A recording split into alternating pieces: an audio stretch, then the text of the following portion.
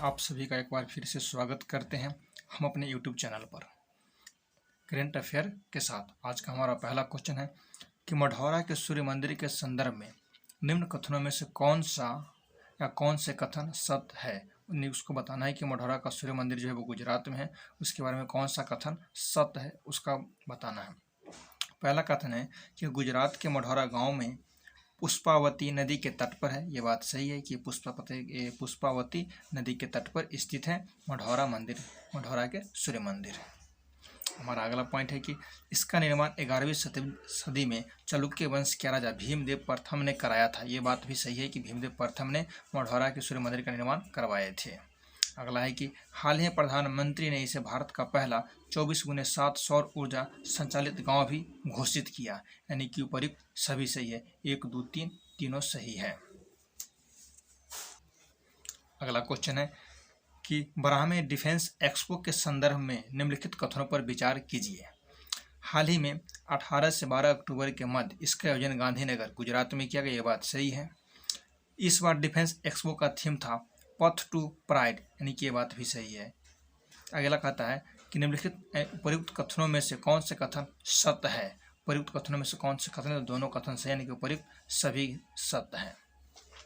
अगर police expo की बात कर लेना तो पुलिस एक्सपो का नई दिल्ली में हुआ है। हमारा अगला क्वेश्चन है कि हाल ही में सुर्खियों में रहे इंटरपोल के संदर्भ में निम्नलिखित कथनों में से कौन से कथन असत्य है, यानी कि कौन से कथन गलत है वो बताना है। तो वर्ष 2023 में सुरक्षित सूचना साझाकरण मंच के रूप में इसका स्थापना किया गया था। मतलब ये कि इंटरपोल की स्थापना 1923 में हुआ था। 7 सितंबर 1923 ईस्वी को इंटरपोल का स्थापना किया गया था। ये बात सही है। इसके कुल सदस्य 195 देश हैं तथा 1939 ईस्वी में इसका सदस्य बना था। ये बात भी सही है, यानी कि 195 सदस्य देश है इसके, और भारत 1949 ईस्वी में इसके सदस्य बना था। इसका मुख्यालय हेडक्वार्टर ऑस्ट्रेलिया के वियना में स्थित है। ये भी सही। ऑस्ट्रेलिया है, ये ऑस्ट्रेलिया गलत, ऑस्ट्रेलिया होगा यहाँ पर, ऑस्ट्रेलिया के वियना में स्थित है। यानी कि पूछ रहा है क्या सत्य कौन है, तो सत्य कोई नहीं होगा इसमें, यानी कि उपयुक्त में से कोई नहीं होगा, सिर्फ यहाँ पर टाइपिंग मिस्टेक है। ये ऑस्ट्रेलिया के वियना में इसका स्थित है। हमारा अगला क्वेश्चन है कि दादा साहब फाल्के के पुरस्कार के संदर्भ में नीचे दिए गए कथनों पर कौन सा कथन सत्य है। तो प्रसिद्ध अभिनेत्री आशा पारेख को वर्ष 2022 के दादा साहब फाल्के पुरस्कार से सम्मानित किया गया है। यह पुरस्कार के तहत एक स्वर्ण कमल, 10 लाख रुपए नगद, एक प्रमाण पत्र, रेशम की एक पट्टिका एवं एक शॉल दिया जाता है। यानी कि आशा पारेख को 2021 का दादा साहब फाल्के पुरस्कार देना है कि 2022 का। तो इसका हो जाएगा आपका इनमें से कौन सा कथन सत्य है। इनमें से कौन सा कथन सत्य है, तो इसमें से कौन सा कथन, इसका आंसर 2 होगा। 2021 का दिया गया दादा साहब फाल्के, आशा पारेख को दादा साहब फाल्के पुरस्कार। हमारा अगला क्वेश्चन है कि नीचे दिए गए नोबेल पुरस्कार विजेता 2022 और संबंधित क्षेत्र के संदर्भ में कौन सा युग्म सही सुमेलित नहीं है, सही सुमेलित नहीं है वो बताना है। तो मॉर्टेन मेडल को चिकित्सा के क्षेत्र में दिया गया है, नहीं, चिकित्सा के क्षेत्र में दिया गया है शांतो पावो को दिया गया है। चिकित्सा के क्षेत्र में एक ही व्यक्ति को मिला, चिकित्सा के क्षेत्र में शांतो पावो यहाँ लिखा गया मॉर्टेन मेडल, जो कि गलत है, यानी कि सुमेलित नहीं, तो यही हो जाएगा हमारा। अगला है कि वेनेस बर्नार्ड के अर्थशास्त्र के क्षेत्र में दिया गया। ये बात सही है। अर्थशास्त्र के क्षेत्र में यानी कि इकोनॉमिक्स में 3 आदमी को दिया गया है। तो एक तो ये हो गए बर्नार्ड के, एक हो जाएंगे आपके डगलस और एक हो जाएंगे फिलिप। तो याद रखने के लिए वेनस, डगलस और फिलिप याद रखिएगा। साहित्य के क्षेत्र की बात कर ले तो एनी और नेक्स्ट को दिया गया है, जिनका संबंध फ्रांस से है, एक ये भी सही है। और जॉन एस क्लोजर भौतिकी के क्षेत्र में दिए गए हैं, यानी कि भौतिकी के क्षेत्र में भी 3 व्यक्ति को दिए गए हैं नोबेल प्राइज। एक तो हो गया आपको जॉन एफ क्लोजर हो गए, और एक हो गए एलेन और एक हो गए एंटोन, यानी कि एलोन, एंटोन और क्लोजर, यानी कि 3 आदमी को दिए गए भौतिकी का नोबेल पुरस्कार। अब बच रहे हैं एक रसायन, तो रसायन में दिए गए हैं कैरोलिन मॉर्टन और के बेरी को दिया गया है। और शांति के क्षेत्र में एलेस बिलातिस्की को, मेमोरियल को, सेंटर फॉर सिविल लिटरेचर को दिया गया है नोबेल का शांति पुरस्कार।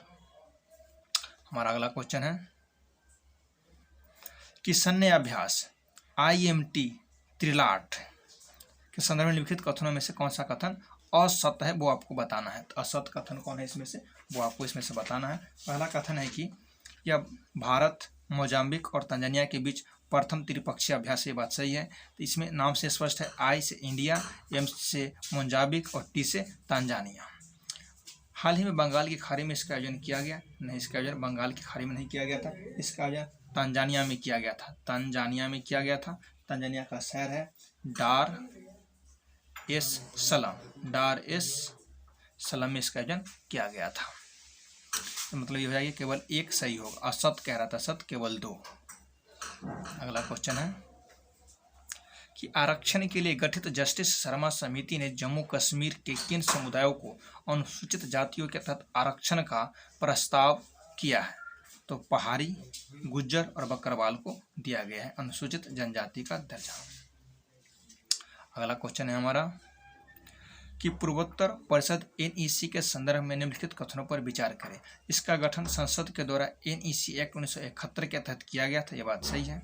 यह परिषद पूर्वोत्तर क्षेत्र में आर्थिक एवं सामाजिक विकास के लिए गठित एक नोडल एजेंसी है, ये भी सही है। इसमें केवल 7 सिस्टर कहे जाने वाले सभी राज्य आते हैं? नहीं, 7 सिस्टर कहे वाले पूर्वोत्तर के सभी राज्य आते हैं। कह रहा है कि उपयुक्त दिए कथनों में से कौन सा कथन सही नहीं है? तो सही नहीं है, तो केवल 3 सही नहीं है। अगला क्वेश्चन है हमारा कि विश्व पर्यावास मतलब हैबिटेट आवास ने कि विश्व पर्यावास दिवस के संदर्भ में निम्नलिखित कथनों पर विचार कीजिए। प्रत्येक वर्ष 5 जून को विश्व पर्यावास दिवस मनाया जाता है? नहीं, 5 जून को विश्व पर्यावरण दिवस मनाया जाता है। विश्व पर्यावास दिवस जो है वो अक्टूबर माह के प्रथम सोमवार जो आएगा उसी दिन विश्व पर्यावास दिवस मनाया जाएगा। इस वर्ष का थीम था, यानी कि विश्व पर्यावास का थीम था mind the gap, leave no one and place behind, यानी कि ये सही है। लेकिन पर्यावरण दिवस का थीम कहेगा तो ओनली वन अर्थ हो जाएगा, यानी कि विश्व पर्यावरण दिवस थीम जो कि 5 जून को मनाते हैं तो ओनली वन अर्थ हो जाएगा। और पर्यावरण दिवस का थीम हो जाएगा mind the gap, leave no one and place behind. कह रहा है अगला कि प्रयुक्त में से दिए कथन में से कौन सा कथन असत्य है? तो कोई भी असत्य इसमें नहीं है, ना तो 1 और ना ही 2। नहीं, पहला कथन असत्य है, तो केवल 1 हो जाएगा। ऑप्शन नंबर 1 5 जून को नहीं मनाते हैं, ये अक्टूबर के माह के प्रथम सोमवार को मनाते हैं, तो 1 असत्य हो जाएगा, 2 सही है। 5 जून को विश्व पर्यावरण दिवस मनाते हैं। अगला क्वेश्चन है कि स्वच्छ गंगा मिशन के तहत उत्तर प्रदेश के किन 4 जिलों में जैव विविधता पार्कों का निर्माण किया जाएगा? तो ये किया जाएगा आपका मोहनपुर, मिर्जापुर, रामघाट बुंदेलशहर के, और आलमगीरपुर हापुड़ और उज्जैनी बदायूं के पास। ऑप्शन नंबर बी हो जाएगा इसका आंसर। अगला क्वेश्चन है कि हाल में महाकाल लोक कॉरिडोर परियोजना के प्रथम चरण का उद्घाटन किया गया। यह परियोजना किस मंदिर से संबंधित है? यह परियोजना किस मंदिर से संबंधित है? तो उज्जैन महाकालेश्वर मंदिर से संबंधित है महाकाल लोक कॉरिडोर परियोजना। हमारा अगला क्वेश्चन हो जाएगा कि भारतीय कृषि अनुसंधान संस्थान IARI ने हाल ही में काला नमक की किन 2 बोनी किस्मों को विकसित किया है? तो इसका आंसर हो जाएगा आपका ऑप्शन नंबर ए पूषा नरेंद्र काला नमक 1638 और पूषा नरेंद्र काला नमक 1652। अगला क्वेश्चन है कि वैश्विक भुखमरी सूचकांक 2022 में 121 देशों में भारत का रैंक 107वां है। 107वां रैंक भुखमरी सूचकांक में भारत हासिल किया है। अगला क्वेश्चन है हमारा कि रानीपुर टाइगर रिजर्व के संदर्भ में निम्नलिखित कथनों पर विचार कीजिए। रानीपुर टाइगर रिजर्व के संबंध में कथनों पर विचार कीजिए। यह भारत का 54वां टाइगर रिजर्व बन गया है।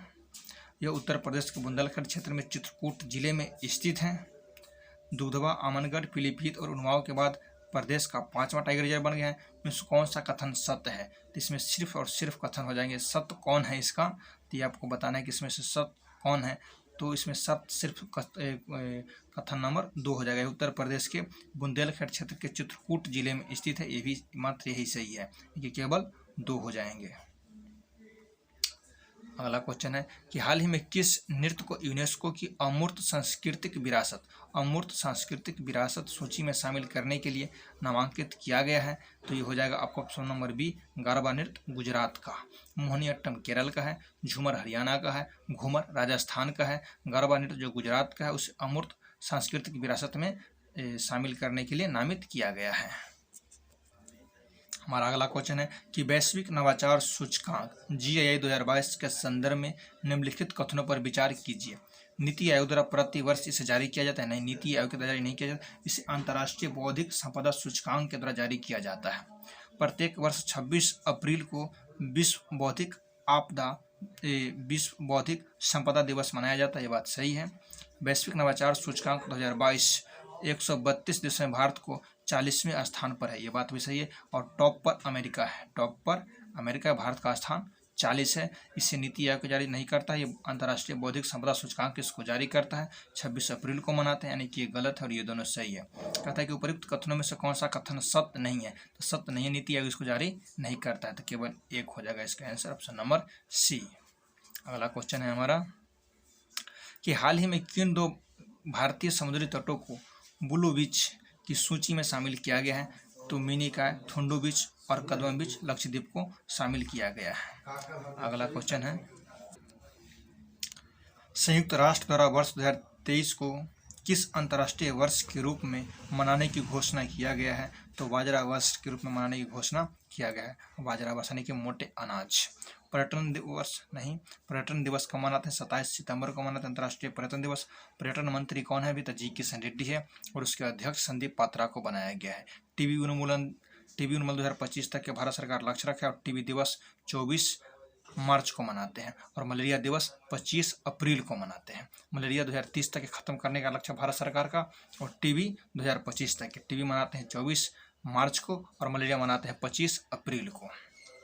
हमारा अगला क्वेश्चन है कि राष्ट्रीय सुरक्षा परिषद NSC के संबंध में निम्नलिखित कथनों में से कौन सा कथन सत्य है? उसको बताना है कि इसमें से कौन सा कथन सत्य है। तो इसकी स्थापना 1996 में किया गया था? नहीं, इसकी स्थापना 1966 में किया गया था। NSC की स्थापना 1966 में किया गया था।